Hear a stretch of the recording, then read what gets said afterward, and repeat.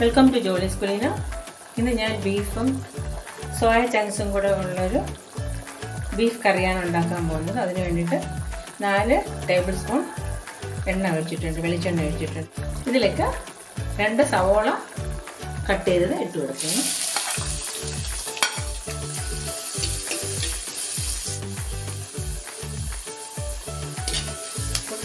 തേങ്ങ piece cut ചെയ്തത് അതും കൂടെ ഇട്ട് കൊടുക്കും.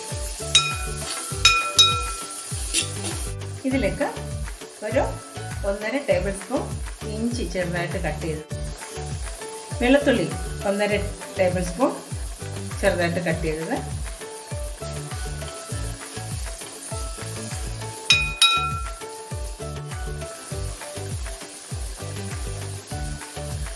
രണ്ട് പച്ചമുളക്, കുറച്ച് കറിവേപ്പില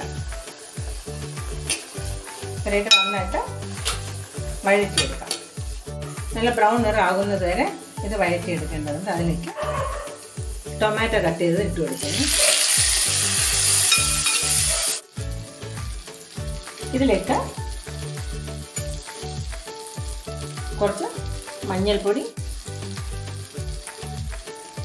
1.5 ടേബിൾ സ്പൂൺ മല്ലി,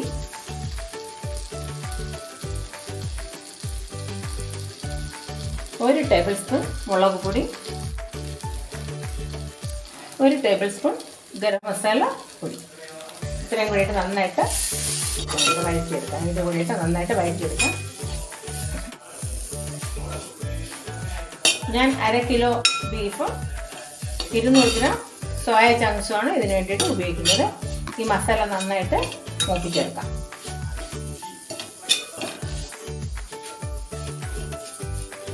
അപ്പോൾ മസാല നന്നായിട്ട് മൂത്ത് വന്നിട്ടുണ്ട്. മസാലയിൽ നിന്ന് എണ്ണ തെളിഞ്ഞ് വന്നിട്ടുണ്ട്.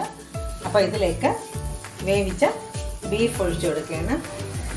കേട്ടോ, അതിൻ്റെ ഗ്രേവിയായിട്ട് ആണ് ഒഴിച്ചെടുക്കാനായിട്ട്. കണ്ടോ,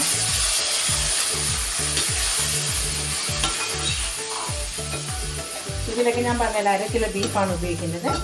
ഇതിലേക്ക് 200 ഗ്രാം സോയ ചങ്ക്സും കൂടെ ഉപയോഗിക്കുന്നു. ഇത് ഗ്രേവി ഉള്ളത് കൊണ്ട് ഈ ഗ്രേവി കിടന്ന സോയ ചങ്ക്സ് കുറച്ചുകൂടെ നന്നായിട്ട് വെന്ത് കിട്ടാനായിട്ട് വേവിച്ചതാണ്. നമ്മൾ ചൂടുവെള്ളത്തിലൊക്കെ ഇട്ടെടുത്തതാണ്.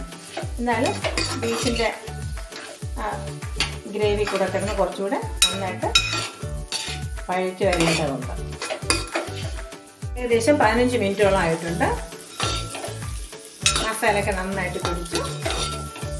ബീഫ് സോയ ചങ്ക്സ് പെരട്ട് റെഡി ആയിട്ടുണ്ട്. അപ്പോൾ എല്ലാവരും ചെയ്ത് നോക്കണം കേട്ടോ.